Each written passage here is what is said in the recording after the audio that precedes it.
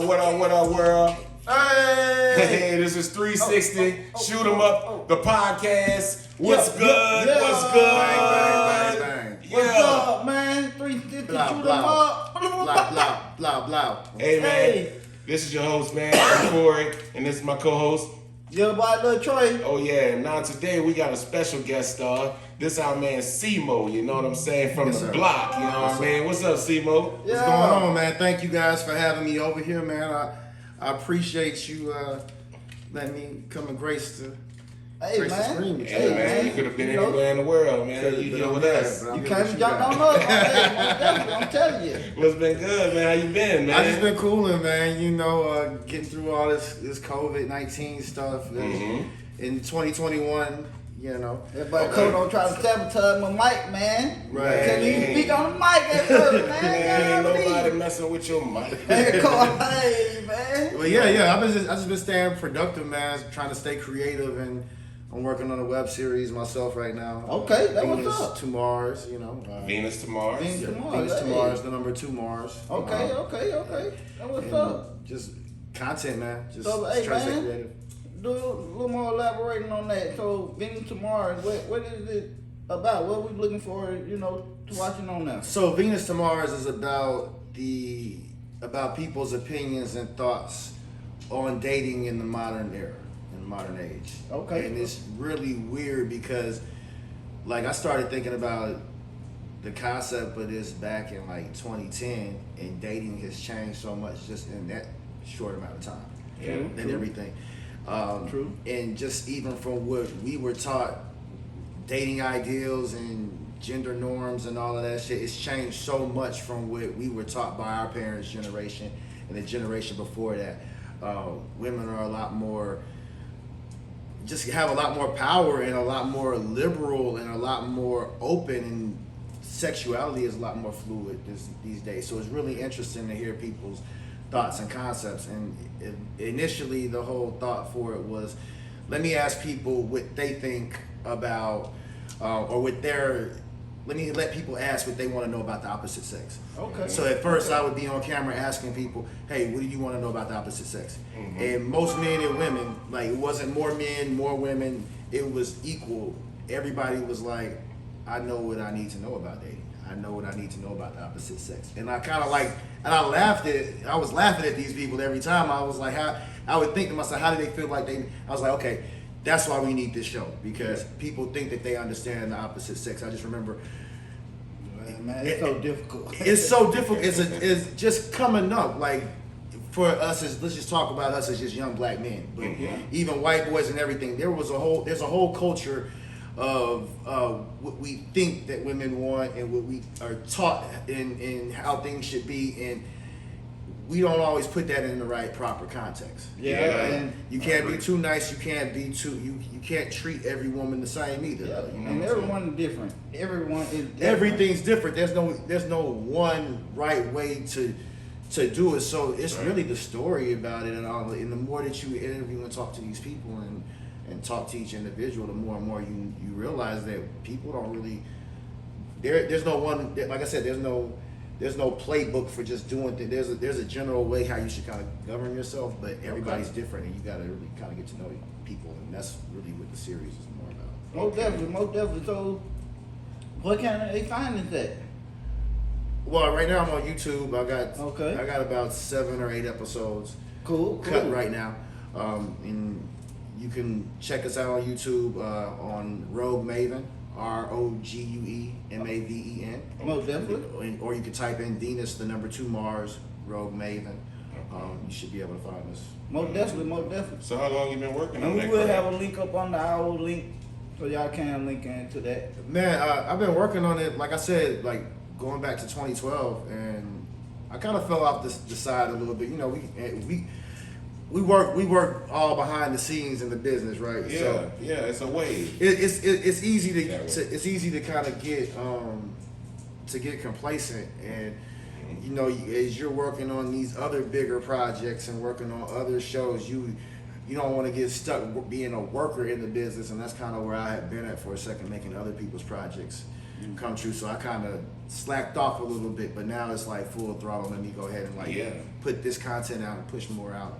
Well, can I ask, during the pandemic, you think that gave you a little motivation now that you got more time at home and more time on your hands versus having to go to work, being on that schedule?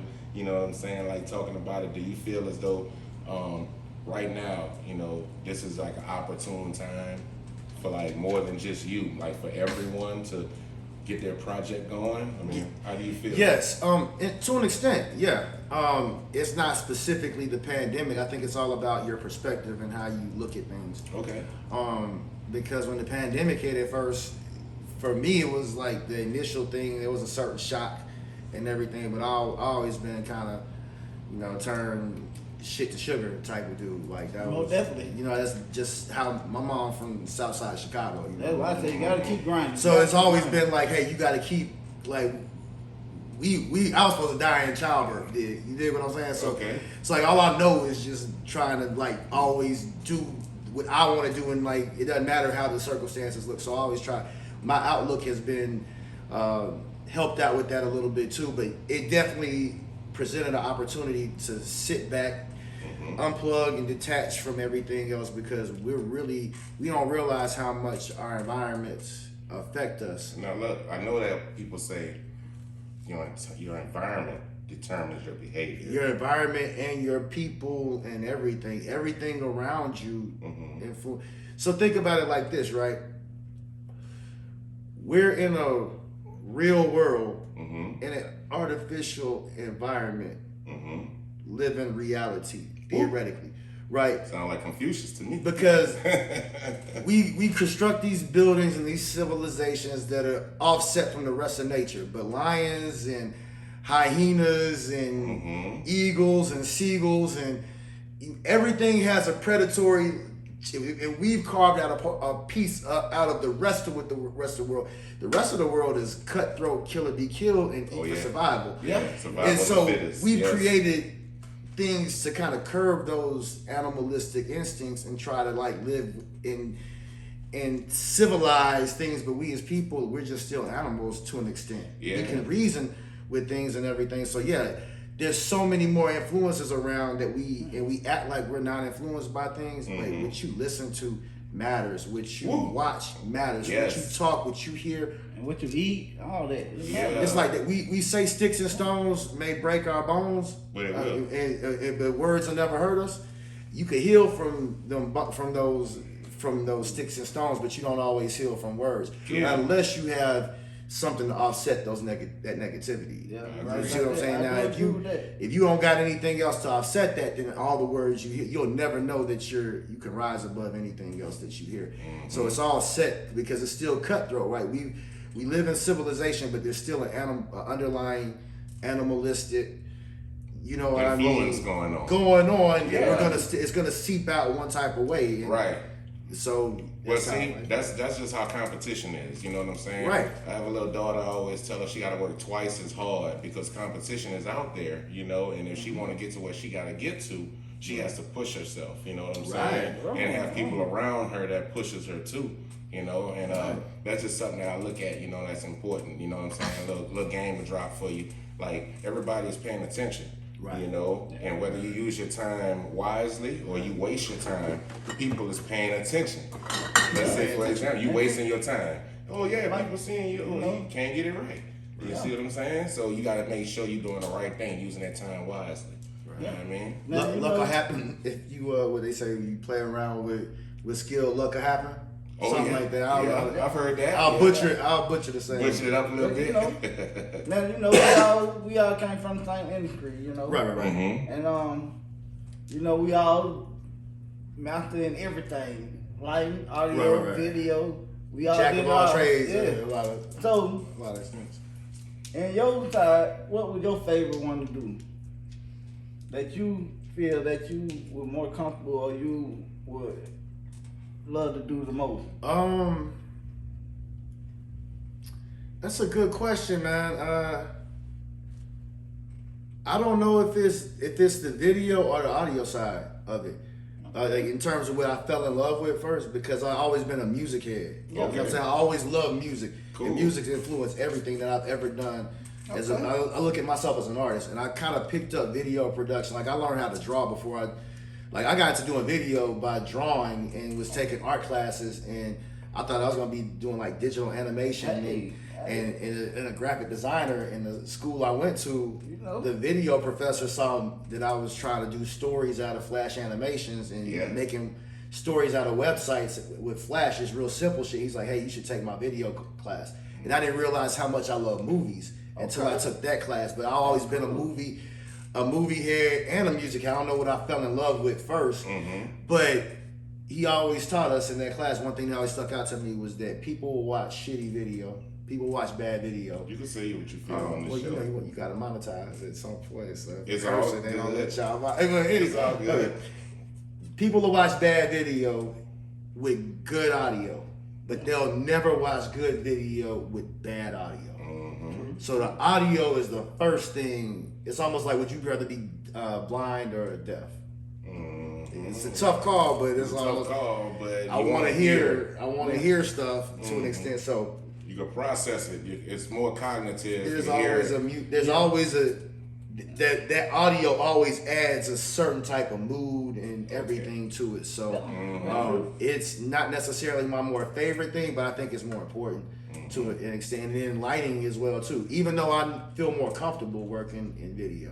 Okay. You know what I'm saying? Like I know how to edit and I know I'm good with visuals, right? Okay. You know what I mean? But the video is your thing. But the way it should be presented, well, like, everybody don't like my thing, even though I got the video all down pat, but hey, the lighting always been up. Well, it's crazy because I'd be filming shit, right? But I didn't know how to like manipulate the light. So it became like, let me learn how to do that. So when I started working behind the scenes, even though I wanted to be a cameraman and a director and everything, I was like, well, shit, it matters how you light it and everything. That's what's going on. You can't just throw so I had to understand even if I don't become good at lighting, let me at least understand it enough so that when I got a lighting guy on set, I could talk to him about how and understand right. And I can make his job easy. Get the shadows out of there. Gotta get the shadows out of there. Understanding, right?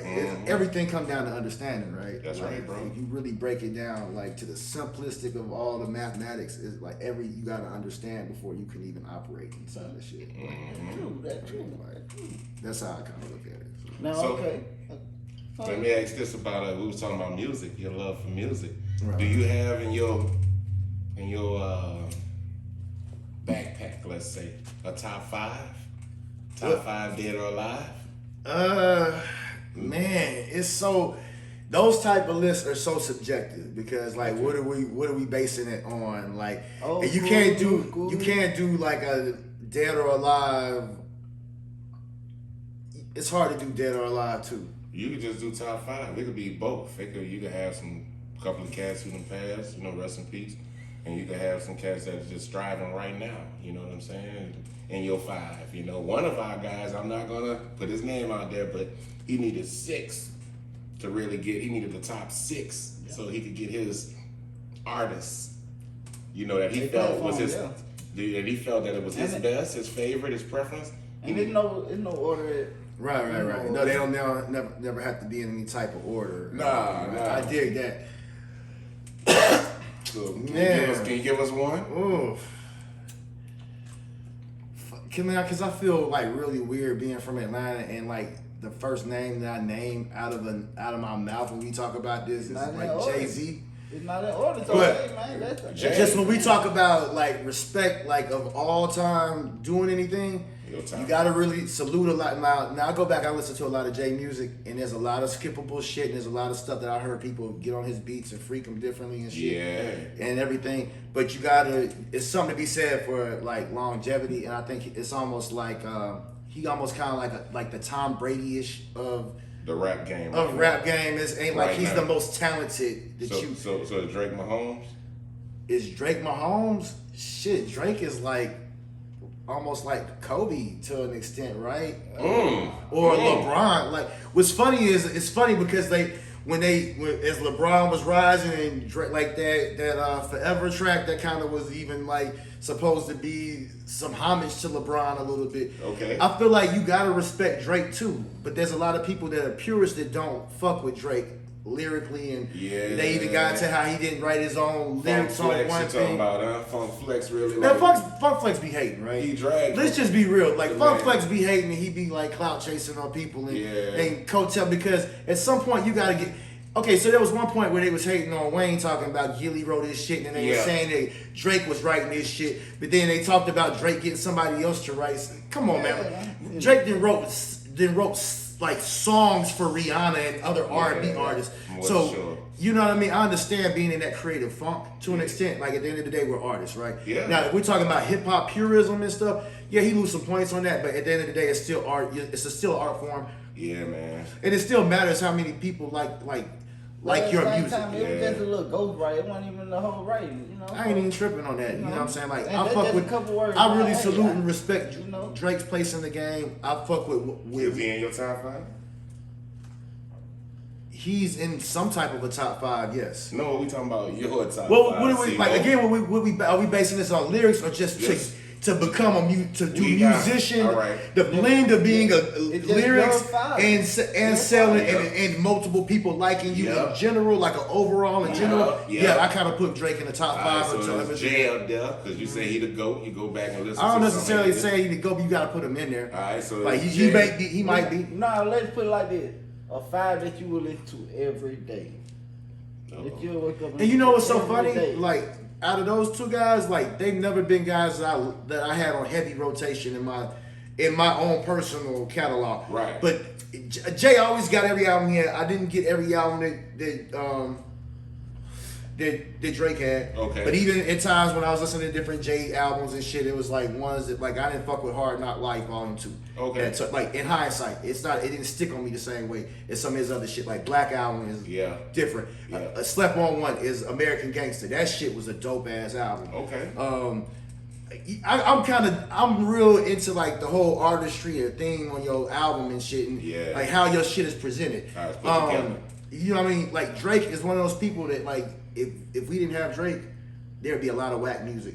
Whacker. There'd be a lot of not great moments for certain, because he's got music that even if you don't bump Drake, if you're out somewhere and some Drake shit come on, You gonna vibe to it. you gonna vibe, like, you ain't tripping, like, you ain't like, man, cut this weak ass shit That's off, right. like Yeah, how there's so been you're right. some, I can't name a specific song, but how there's been some artists back in the 90s and even in the early 2000s that you could have done without. That's facts. So, but moving on, Lil Wayne. Uh-huh. I gotta throw Lil Wayne in that mix, because he, as far as mixtape stuff go, Lil Wayne is the god and the goat. He's the almost. ghost of the mixtape. He is the goat of mixtape shit.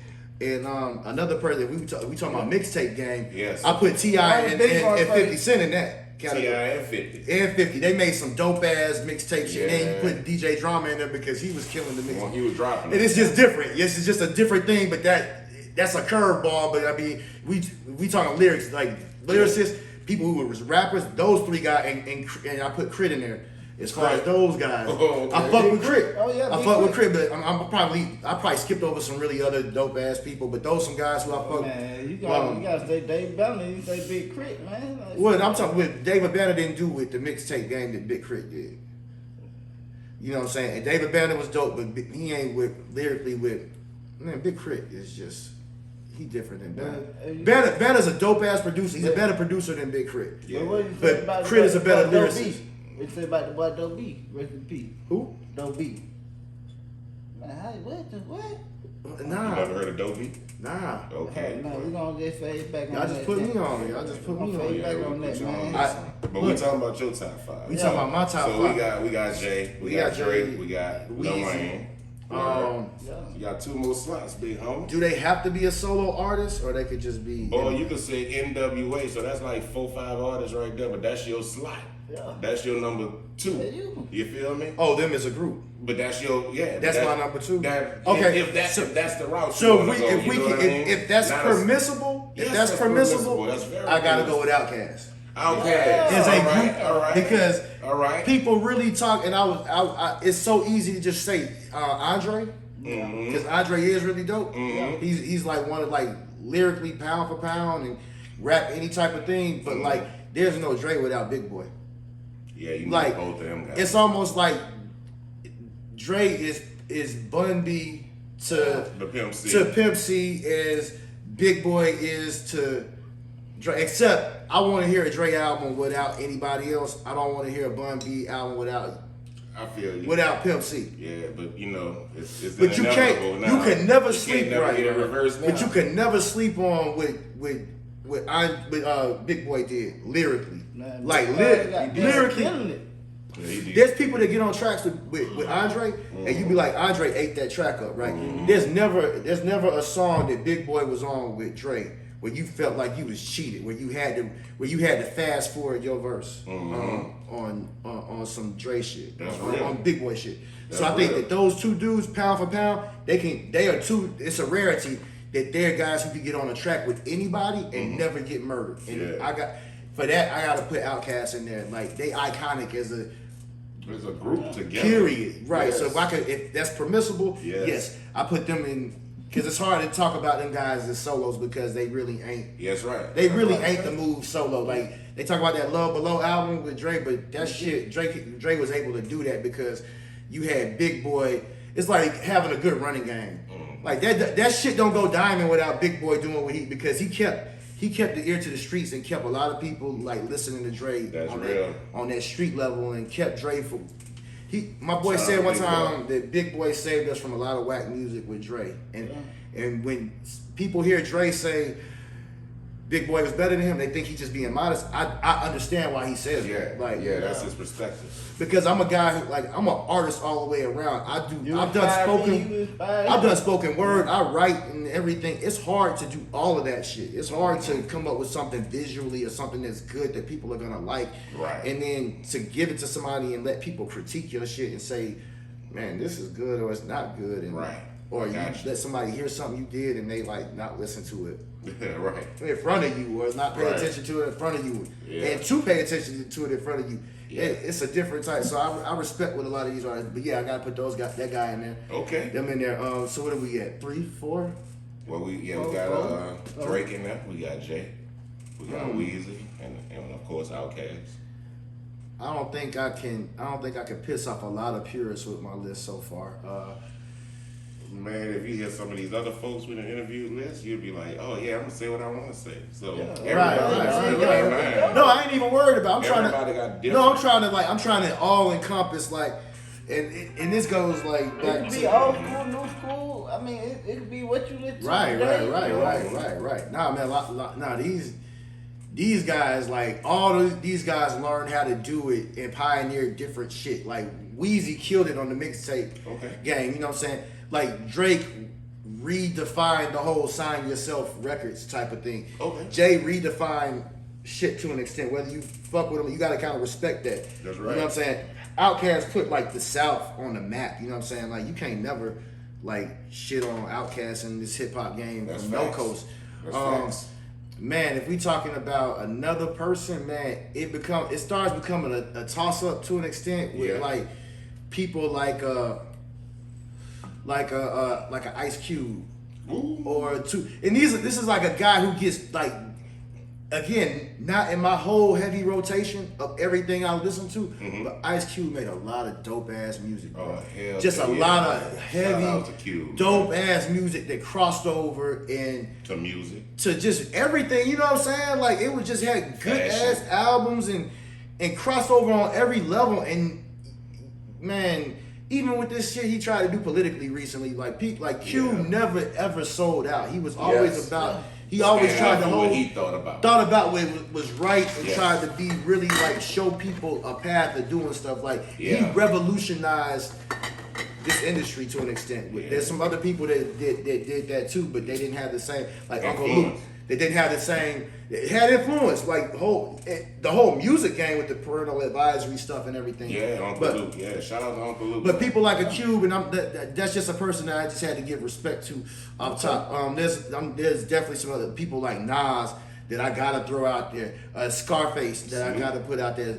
Man, Snoop had a really dope ass album with Doggy Style. He had a lot of other dope ass shit, but nothing else was what Doggy Style was. Right. Okay. I'm just keeping it 100 with you. Yeah, man, that's what we do here. Snoop had a lot of dizzle, fizzle, and Snoop flowed on shit and made a lot of dope ass music. Don't get me wrong. But we just talking about all the way around. And look, Snoop is probably the most iconic face in rap music. Since we on that, so let's go with the new. So you got, if you want to put Snoop in there, I ain't even tripping. Let's go with the new artist. Not me. What new artist? I'm just saying anybody. What new artist will you listen to today? Or that you are listening to today?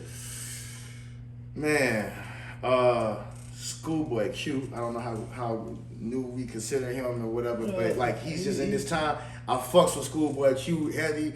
I be like, even if I don't know nothing else to listen to, I be fucking with Schoolboy Q. I done said this time and time again. Anybody that know me know like I fucks with Q. You know what I'm saying? So like your top? that is my favorite artist, like rap artist right now. You know what I'm saying? So he in there.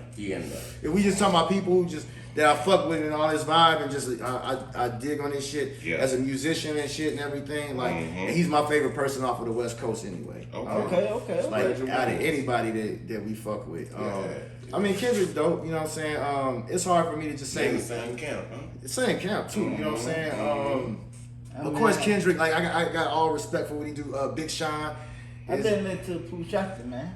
Who you listen to? Pooh Shiesty, man. I've been. Where you from? Hey, Pooh Shiesty from South Memphis. From South Memphis. Ooh, that's that gas. He rocking with that boy Gucci. That shit smoking. He rocking with that 10 Man, that's a lot of new. It's a lot of newer cats, man. Yo, there's this white cat, man.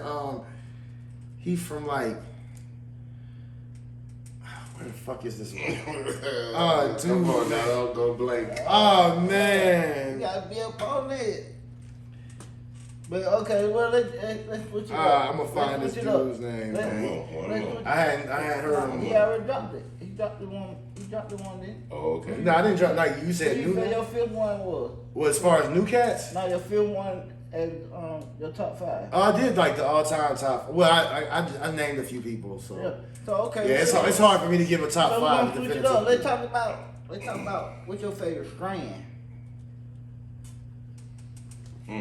Man, see, like I feel like, man, people be. I'm a rock guy myself. Man, people are weed snobs the way that people are coffee snobs, right? I'm a rock guy myself, man. Man, You know, I like rock. I'm more in tune with, like, I want to know who the grower and the cultivator was of this strain. I want to know if this shit was naturally grown or not, like organically grown or not, because it's not about the strain. Like, if we're really getting into it, like, it's not really about the strain. It's really about where it came from, who grew it, and like how if it's organic or not. Because organic shit gives you a much more wider flavor palette. Okay. From when you're smoking and shit, right? Just to be 100 with you. Oh shit.